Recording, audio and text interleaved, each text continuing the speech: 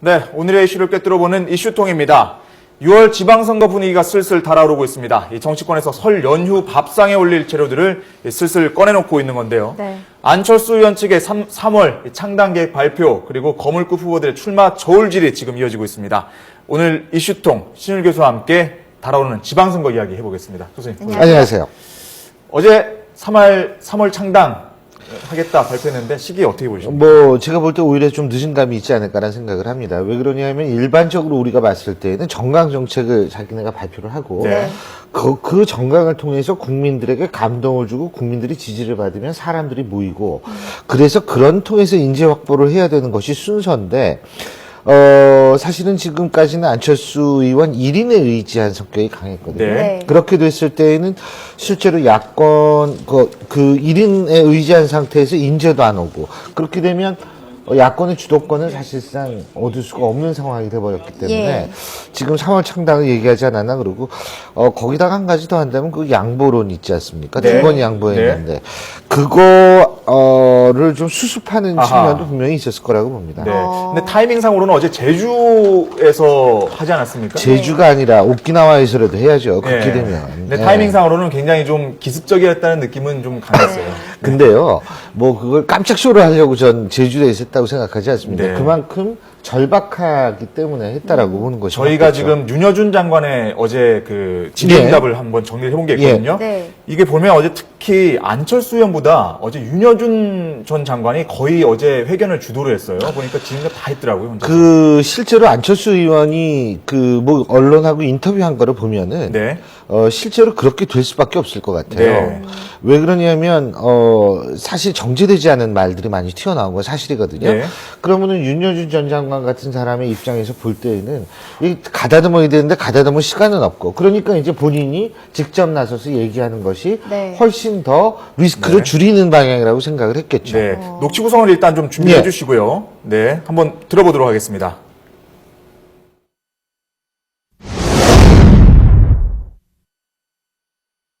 저희는 이번 선거에 참여해서 당당하게 국민 여러분의 새정치에 대한 또 새정치를 우리가 구현할 수 있는 능력에 대한 그런 국민의 평가를 받아야겠다 하는 그런 생각으로 창당을 결심한 것입니다.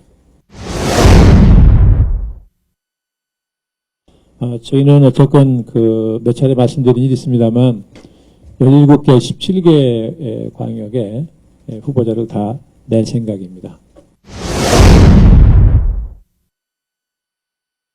이게 지역의 후보 내는 것과 관련해서 이른바 후보 단일화 또는 그냥 연대 이런 거를 물어보시는 것이라면 제가 여러 차례 말씀드린 것처럼 저희는 원칙적으로 그런 연대는 생각하고 있지 않습니다. 제가 광역장의 경우 두 군데만 저희 후보가 당선된다면 그만하면 저는 그건 성과라고 볼 수 있지 않느냐. 성공이라고까지 할 수 없을지 모르겠으나 충분한 성과를 거둔 것이라고 저는 평가할 수 있다고 개인적으로 생각을 합니다. 박원순 시장 못지않은 경쟁력을 가진 분을 모시려고 애를 쓰죠. 당연히 후보를 모실 때 당선 가능성 있는 분을 모시려고 하는 건 당연한 거 아니겠습니까? 저는 조금 전에 이 윤여준 전 장관 얘기 중에서 그 눈에 띄는 부분이 광역단체장 두 곳에서 성공하면 성공적이다 이렇게 얘기를 제가 볼 했는데 때는 그거는 윤 전 장관이 합리적으로 얘기를 한 것 같아요. 어. 지금 상황에서는. 근데 가능성이 있을까요? 제가 볼 땐 두 곳도 힘들 수도 있다고 봅니다. 지금 상태로 본다면. 왜 그러냐면 안철수 신당이 바람을 일으키면 문제가 달라져요. 근데 네. 바람을 일으키기 위해서는 몇 가지 조건이 있거든요. 네. 첫 번째는 대통령 지지율이 낮아야 됩니다. 아하. 두 번째는 그거에 따라서 집권 여당의 지지율도 낮아야 돼요. 그리고 세 번째는 뭐냐면 참신함이 있어야 되거든요. 네. 그런데 지금 보면 대통령 지지율이 바람을 일으키기에는 너무 높아요. 50%가 넘는 경우가 사실 굉장히 드무니까. 네. 거기에 새누리당 지지율은 항상 뭐 거의 붙박이로 40% 중반대에서 왔다 갔다 하지 않습니까? 그리고 참신함도 지금 떨어져 있어요. 네. 그렇기 때문에 바람을 일으킬 상황이 아니거든요. 네. 바람을 못 일으킨다면 정말 죄송하지만 이 두 곳도 힘들 수도 있다는 생각은 들어요. 그 두 곳은 어디를 염두에 뒀을까요? 저는 일단은 호남 쪽이라고 봅니다. 아하, 그리고 특히 광주, 이제 전남. 광주, 전남 쪽에서 광주 쪽에 특히 이제 공을 들이지 않나 이런 생각을 하는데 그거야 뭐 뚜껑을 열어봐야 알겠지만 그리고 이제 지금 서울시장에 안철수 의원 나와야 된다고 얘기가 나오지 그런 얘기 않았습니까? 나왔죠. 네. 근데 저는 그 옛날부터 그런 얘기를 했는데 어쨌든 제가 볼 때는 두 곳이면 진짜 성공한 거라고 아하. 봅니다. 그 서울시장 얘기가 나와서 말인데요. 사실 정몽준 의원의 어제 그 발언도 화제가 되지 않았습니까? 저희가 정몽준 의원의 노치도 좀 준비를 해둔 게 있는데요. 준비가 네. 되면 좀 들어보고요. 사실 그동안은 서울시장 출마를 염두에 두고 있지 않다라고 밝혔었는데 예. 모든 가능성을 열어두고 있다. 그게 지금 블룸버그 전 뉴욕 시장을 만났다고 그러지 않습니까? 만날 계획이죠. 만날 네, 계획이라고 이제 가서, 얘기를 하지 예. 않습니까? 근데 중요한 거는 뭐냐면 그분은 자기 사제를 털어서 뉴욕을 적을 했던 사람이거든요. 그러니까 그 사람을 만난다는 사실 자체는 뭐냐면 나도 사제를 털 수 있는 각오가 돼 있다라는 거를 저는 반증하는 거라고 아하. 보고요. 네. 그렇다면은 지금 그런 행동을 봤을 땐 정몽준 의원은 거의 100% 나갈 가능성이 높다는 한번 거죠. 얘기 한번 들어보고 들어보고 말씀을 예, 계속 나눠보도록 하죠. 시장 출마에 대한 생각이 변하신 게 있습니까? 저는 지금 우리 선거가 이번 선거가 저도 중요하다고 생각하고 우리 당에 있는 모든 사람들이 힘을 합쳐서 해야 된다고 생각합니다. 그럼 선수를 끼실 생각도 일단 말씀으로. 그렇게 구체적인 얘기는 하지 않고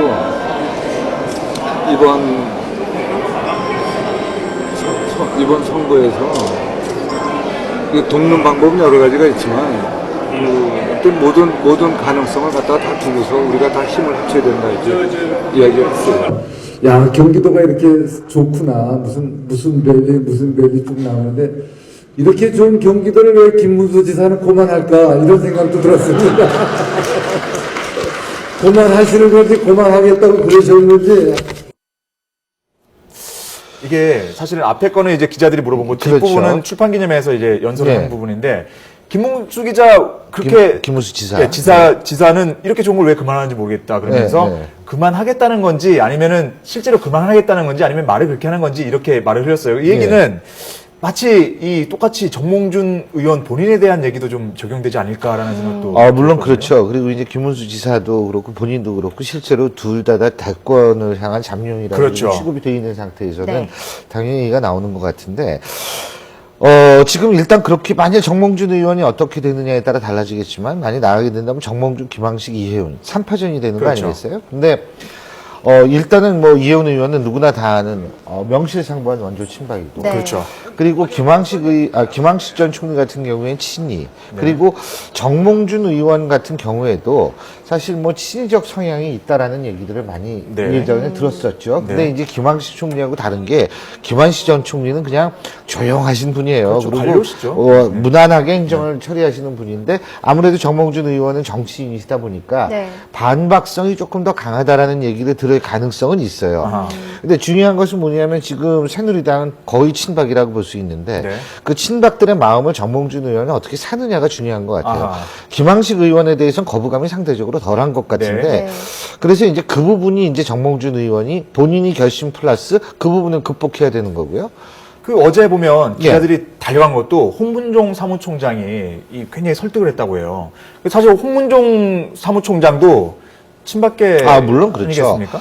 근데 이제 당 지도부의 입장에서 볼 때에는 네. 지금 박원순 시장이 여론조사상으로는 우위에 있기 때문에 어떻게든 경선의 흥행을 살려야 그렇죠. 되는 거 아니겠어요? 그런 의미에서는 정말 별들의 전쟁, 대권 후보들도 나오는 네. 그런 이 경선이 돼야만 관심이 모아지고 흥행이 되니까 그런 차원에서 그러지 않았을까? 혹시 정몽준 의원이 나오게 되면 김황식 총리가 경선 안 나올 가능성이 있지 저는 않을까요? 그렇다고 보지 않습니다. 다 나온다. 그러면 나오긴 안철수 분명히 의원이 나옵니다. 판이 커지게 되면 서울시장 후보로 나올 가능성은 어떻게 되나요? 안철수 의원이요. 네. 제가 다른 방송에서 한번 그런 얘기를 했어요. 안철수 의원이 시장으로 나와야 된다는 얘기를 한 적이 있는데 네. 그거는 그만큼 지금 안철수 의원 측이 인물을 아니기 때문에 그런데 안철수 의원 본인은 아마 나갈 마음이 없는 것 같아요. 네. 그런데 그럼에도 불구하고 지금 판이 좀 안 좋게 돌아가면 본인이 나가면 아하. 서울시장 선거는 제가 볼 때 역대 서울시장 선거 중에 가장 볼만한 선거죠. 그러겠죠. 아, 예. 네. 알겠습니다. 오늘 말씀 여기까지 듣겠습니다. 예, 예. 고맙습니다. 고맙습니다. 고맙습니다.